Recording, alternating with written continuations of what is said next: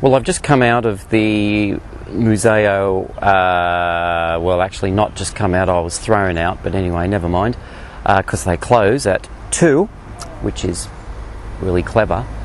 Out of the Museo della civilta-romana, and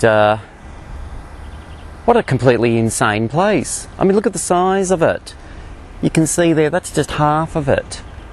It's the most over-the-top fascist thing. I think Mussolini had something to do with the planning of it, but it was opened in 1955 to house all these plaster casts from a exhibition in the 1930s of Roman things. And yeah, the museum is just full of plaster casts of great works of art. It's got lots and lots of models of Roman buildings, which are pretty good, and it's got the very world famous, very, very famous, gigantic model of ancient Rome at the time of Constantine. I was taking photos of it with a tripod, and I was abused and pretty much thrown out of the museum at that point, because it was 10 to 2 anyway, and this bloody little bitch didn't like me doing it, but never mind. Hey ho. But, you know, they're just plaster casts, people. I mean, how, you know, let's protect the copyright of plaster bloody casts that were made in the 1930s that are all dusty and filthy.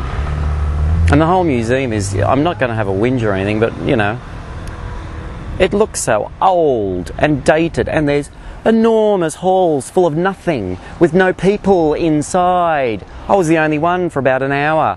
I think I counted about 6 people walk past me. Admittedly, I was there for 4 hours taking pictures of a couple of really nice things that I found. But, yeah, you know, yeah, I'm a professional photographer, aren't I? Yeah, right. That's why they got pissed off at me and threw me out, but never mind. I can live with it. I'll just do a pan around so that you can see how insanely huge this thing is. Full of empty, huge halls with a couple of, as I said, keep saying plaster casts in them, in these enormous halls.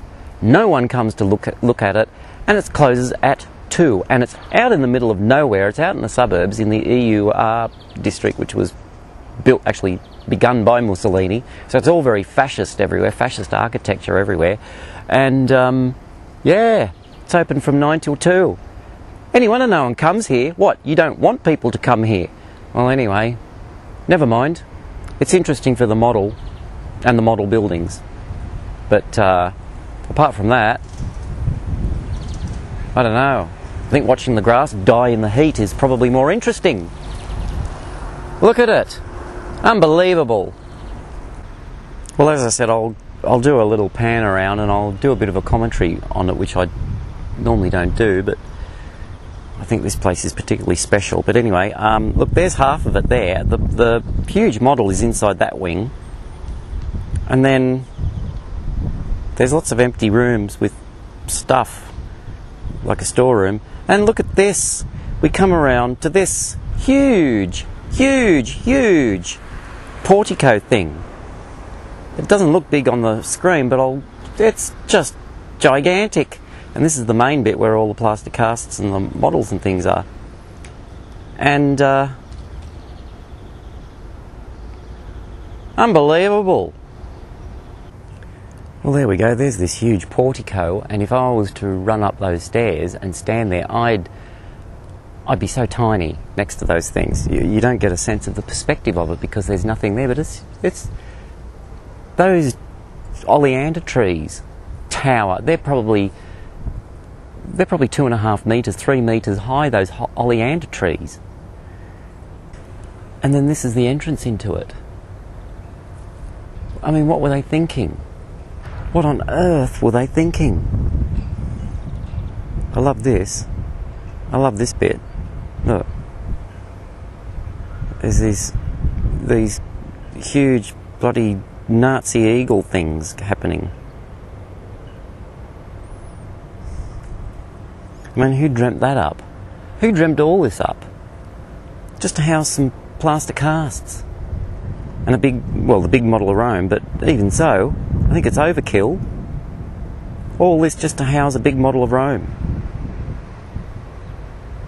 God, unbelievable.